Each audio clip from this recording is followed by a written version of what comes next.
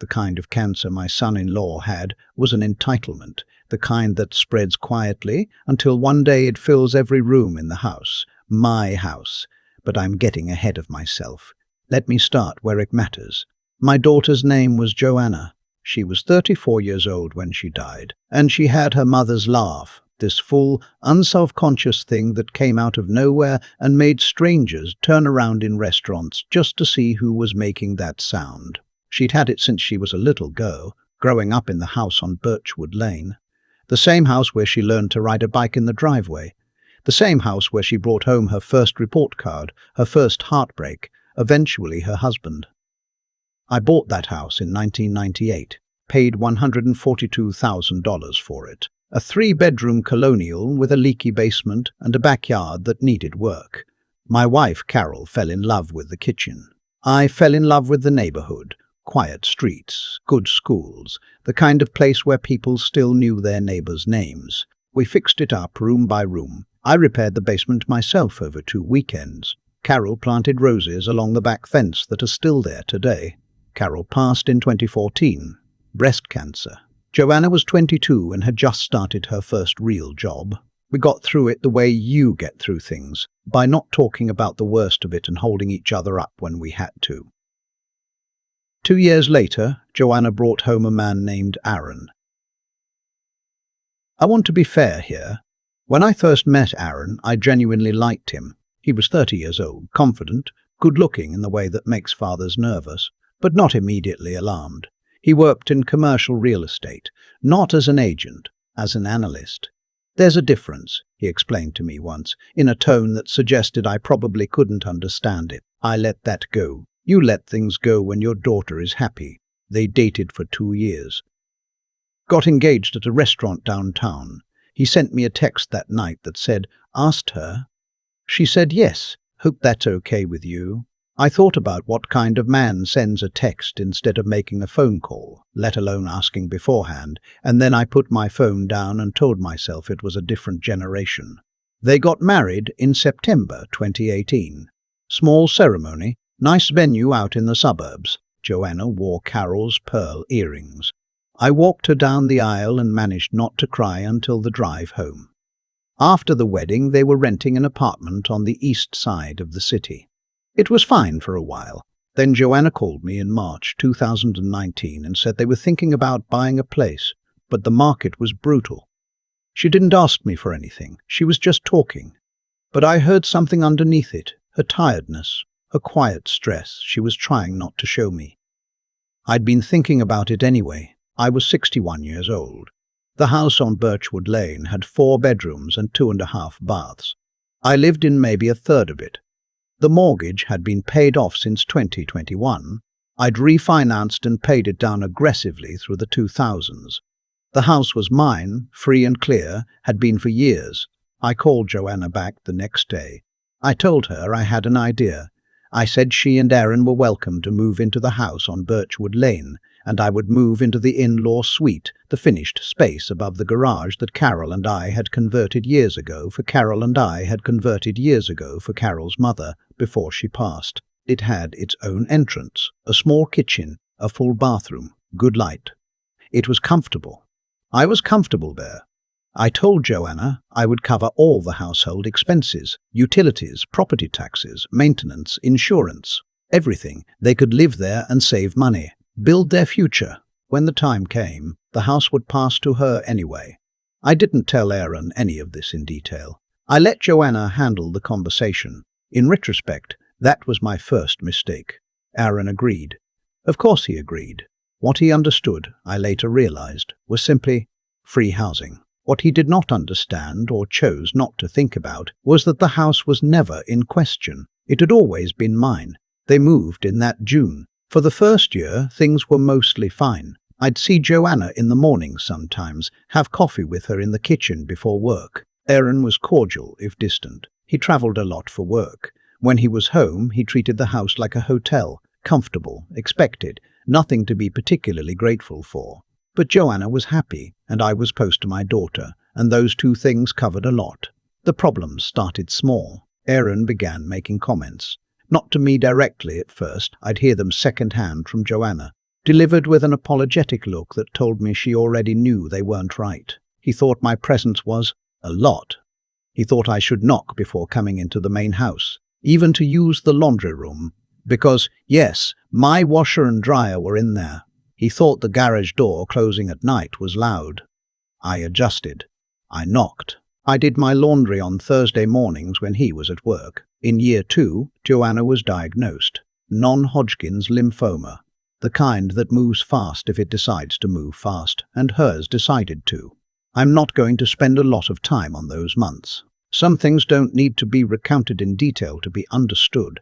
You know what it means to watch someone you love get smaller. You know what hospital waiting rooms feel like at 2 in the morning when the vending machine is the only light in the corridor. You know what it is to hold a hand and understand that holding it is all you have left to offer.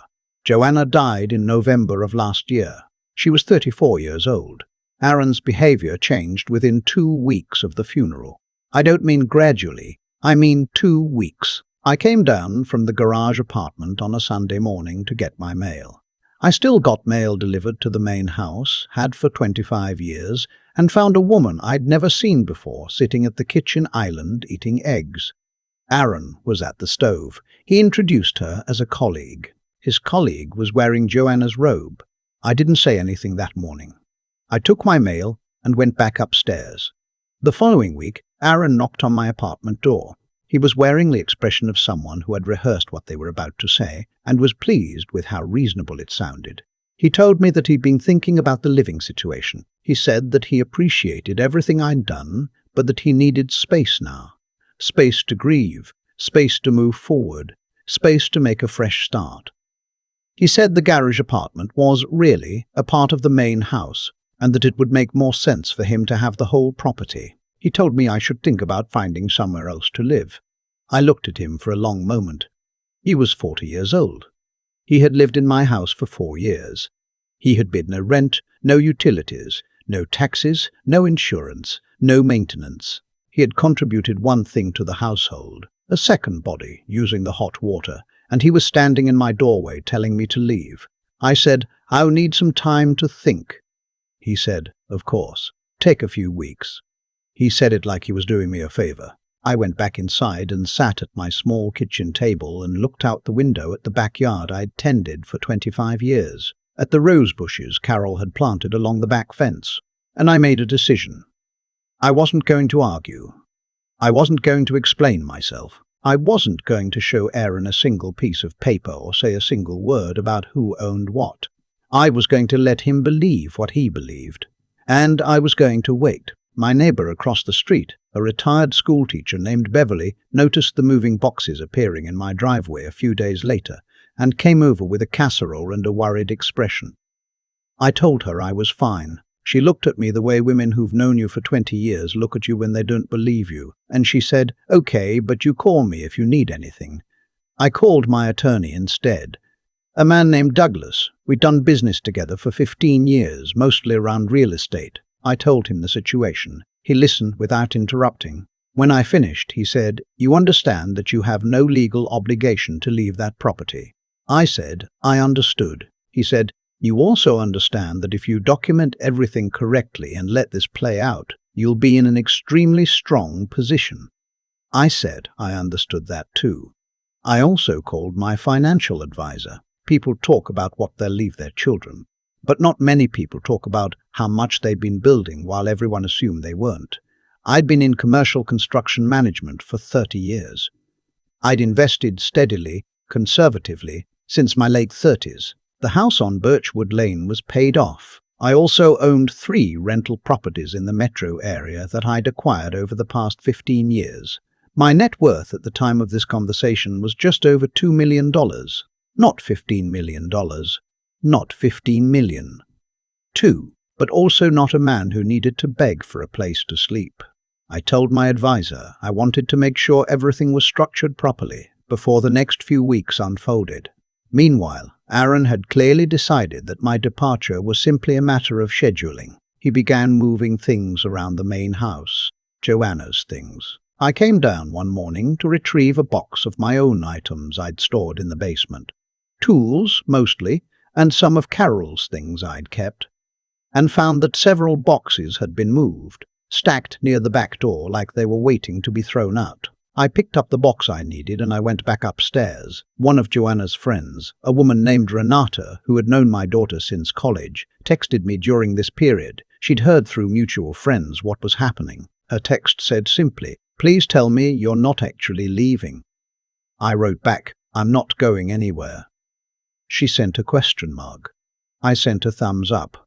That was the whole conversation.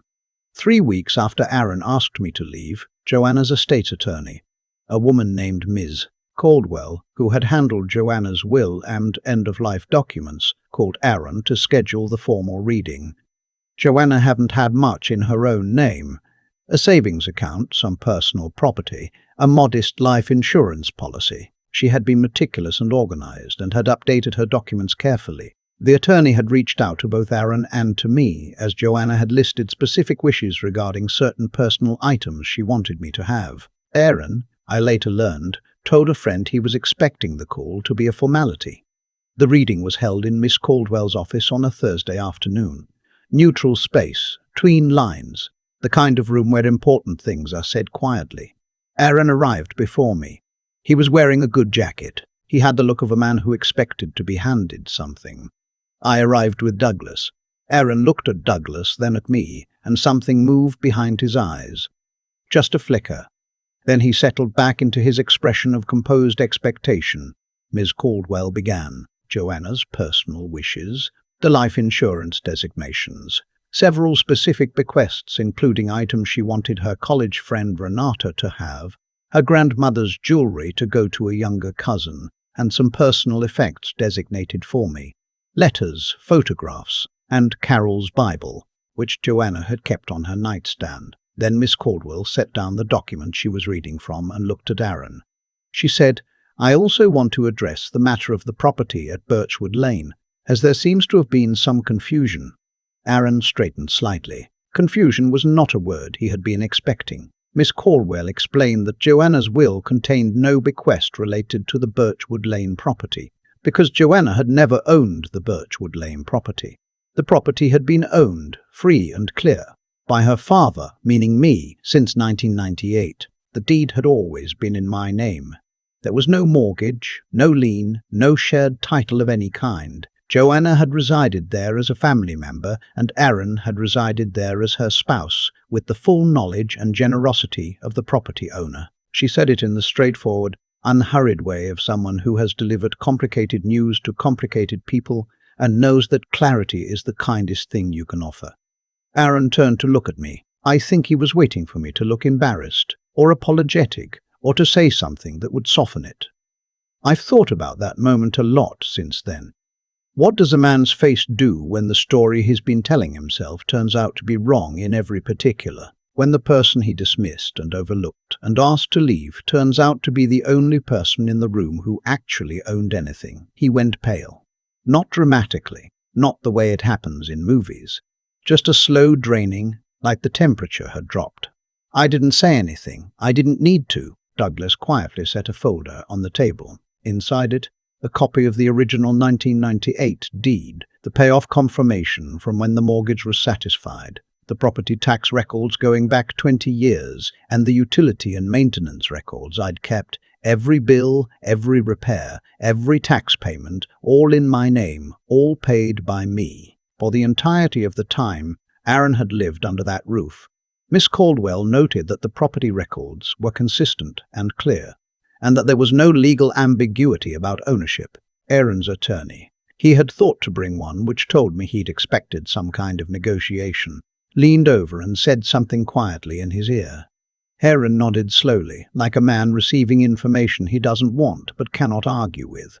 He looked at me one more time. I said quietly, "You should have treated her better, and you should have treated me better. You had a chance to be part of something good, and you spent 4 years figuring out how to take it."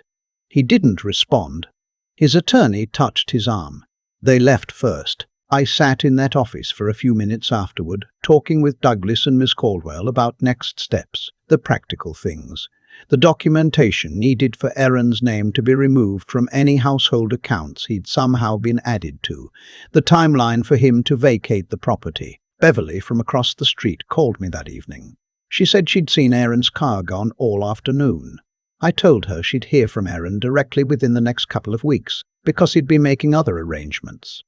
She was quiet for a moment. Then she said, "I knew it." I told her she was more than welcome to come over for coffee any time. She said she'd be there Saturday morning. It took Aaron 11 days to move out. He did it mostly at night, which I thought said everything about how he felt about what he was doing. He left the garage apartment untouched, which I appreciated. He took what was his, which was fair, and left what wasn't, which was also fair, even if he needed the law to clarify the distinction. The morning after he cleared out, I came downstairs into the main house for the first time in months. Not as a guest, not as a visitor, not as someone using the laundry room on a Thursday morning with permission. Just as myself. I walked through the kitchen, ran my hand along the counter. Carol and I had chosen together at a tile place out on Route 9. I went out the back door and stood in the yard and looked at the roses along the fence. November, so they were cut back, but the canes were still there, patient and dark against the wood. I didn't feel triumphant. I want to be honest about that. This isn't a story about winning. Joanna is still gone. That doesn't change. The house is just a house. Wood and drywall and memories and 25 years of small decisions made by people who loved each other. What I felt, standing in that yard, was something closer to rightness, like a thing had been returned to its proper place. Not because I had fought for it, but because I had been patient enough to let the truth do what truth eventually does. Renata came for dinner 2 weeks later, and sat at the kitchen island and cried a little, and laughed a little, and told me a story about Joanna from their junior year of college that I had never heard. We ate pasta. We talked until almost 11 o'clock. It was the first evening in a long time that felt like something other than waiting. I've been asked by a few people who knew the situation why I didn't just tell Aaron the truth immediately, why I let him go on believing what he believed, why I didn't stop him the moment he knocked on my apartment door and tell him clearly and directly that he had no standing to ask me anything. The honest answer is that I thought about it. I had the words ready. I knew exactly what I would have said. But I also knew that telling Aaron quietly, privately, would have given him the chance to spin it, to negotiate, to find some angle, some argument, some way to make my generosity look like obligation. Men like Aaron are very good at that, at taking what's offered freely and reframing it until it looks like what was owed. I needed him to understand not just the fact of the thing, but the weight of it. In a room with a lawyer and a table full of documents and no exit and no story left to tell, I needed him to sit with it. I think Joanna would have understood. She was a careful person, precise, patient, not given to drama. She got that from her mother. She used to say that the people who yell the loudest usually have the least to say. I think she would have let him sit there too. I still sleep in the garage apartment most nights. Not because I have to, because I'm used to it now, and it's quiet, and in the morning I can see the yard from the window. But the roses will need to be dealt with in spring, and the kitchen faucet on the main house is starting to drip, and I know where the tools are. I've lived in this house for 25 years. I plan to live in it a good while longer. That was always the plan. People ask me sometimes why I didn't just say something sooner, why I let Aaron walk around that house like he owned it, because he genuinely believed he did and didn't stop him. Why I packed a few boxes, nodded politely, and called my attorney instead of my son-in-law's bluff. I've thought about that question a lot over the past several months. And the honest answer is this. I've been around long enough to know that the truth doesn't need your help to arrive. It just needs time. Aaron wasn't an evil person in the way people imagine evil. Dramatic, obvious, easy to spot. He was the quieter kind of wrong. The kind that assumes, that takes and never notices it's taking, because the taking has become so normal it feels like receiving what's owed. He lived in my house for 4 years and never once asked whose name was on the deed. He just didn't think about it, because people like Aaron don't think about things like that until they have to. And here's what I've come to understand about how that kind of thing works. Choices accumulate. Every time Aaron dismissed me, every time he rearranged Joanna's things without asking, every time he treated generosity like entitlement, those weren't isolated moments. They were a record. They were a story being written, one small decision at a time, that would eventually have to be read out loud in a room with a lawyer and no exit. I didn't engineer that. I just didn't stop it from happening. That's what I mean when I say patience is its own kind of intelligence, not passivity. I want to be clear about that distinction because I think people confuse the two. Passivity is giving up. Patience is choosing your moment. I knew what I had. I knew what the document said. I knew that the truth of the situation was not going to change no matter how long Aaron believed otherwise. So I waited. I let him have his weeks of certainty. And then I sat across a table from him and let 25 years of receipts do the talking. Joanna understood that about me. She was the same way, precise, unhurried, not given to scenes. She used to say that you can tell a lot about a person's character, not by what they do when things are going well, but by what they do when they think nobody's watching. Aaron thought nobody was watching. He thought I was just a grieving old man with nowhere to go. He was wrong on both counts, but especially the second one. What I want people to take from this, if they take anything, is that the quiet path is not the weak path. Building something slowly, honestly, over decades, and then protecting it without drama or spectacle, that takes more discipline than any argument ever could. The man who yells the loudest in the room is rarely the one who's been paying the mortgage. I'm back in the main house now. The faucet in the kitchen still drips. I'll fix it this weekend. The roses Carol planted along the back fence are going to need attention come spring. There's work to do, like there's always been. That part hasn't changed. That part never will.